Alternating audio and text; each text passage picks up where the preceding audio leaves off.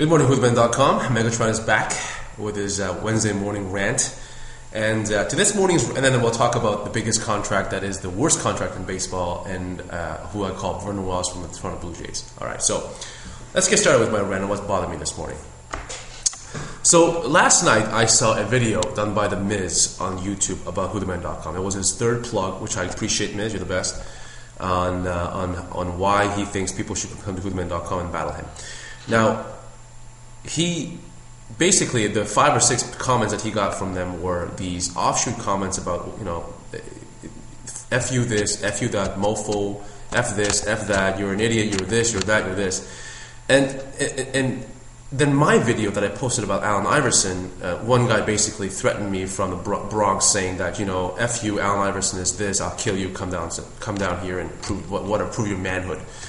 And what I don't realize about YouTube is, why do you feel the need to go into somebody's video, and if you don't like it, start using the F word and threatening the man's manhood, or making fun of his haircut, or his weight problem, or the way you look on camera? Like, I don't understand this. So why go and watch it?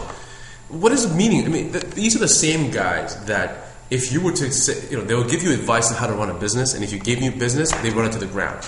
The guys who give you advice from the bleachers, make fun of people from the stand, but when you ask them to step up to the plate, they'll strike out 9 times out of 10, or be too scared to take the bat.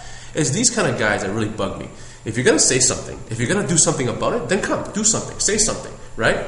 Don't hide behind words on a comment and make fun of somebody when you yourself can't do it yourself. I would love to see what will happen if you gave the mic to one of these guys and said, all right, you seem to know what you're talking about, go to it. They would probably shake in their shoes and piss their pants.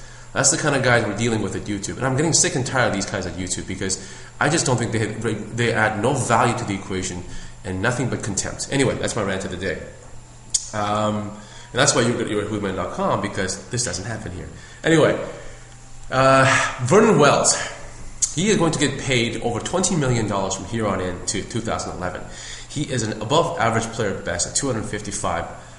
Bats about 250 right now with 16 home runs, maybe 50 RBIs. His only 2 real seasons, all-star seasons, was 2003 and 2006, when he hit about 280, I believe 300, 32 home runs and 106 to 110 RBIs. I mean, not superstar status, but probably the only star the Jays had who's not named Roy Halladay at that particular point in time. So maybe at that time, it was good to have signed this guy to a major contract, but it doesn't look so good now. Every team makes mistakes with stars like this. We all know that. I think the Yankees have made so many mistakes like this. Bobby Abreu was one. He's now gone. Who knows? Teixeira could be still. He's batting great right now, but he could be a mistake down the road. Is Alex Rodriguez worth $26 million? Who knows? A year. Vernon Wells definitely isn't worth $20 million a year. But every team makes mistakes, and so I can't blame the Blue Jays for taking a risk on a guy who had all-star caliber, and gold glove status player. What I do blame is baseball and having guaranteed contracts of this nature. It's going to ruin the game.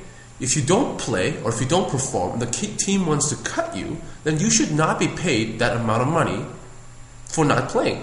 Example, when we got rid of our closer, B.J. Ryan, he would still pay the remainder of his contract, even though he was cut. If you're cut, why are you earning a paycheck? I don't understand this. It's like being fired or being demoted. You should not be able to earn a contract that you've signed for if you do not perform the job.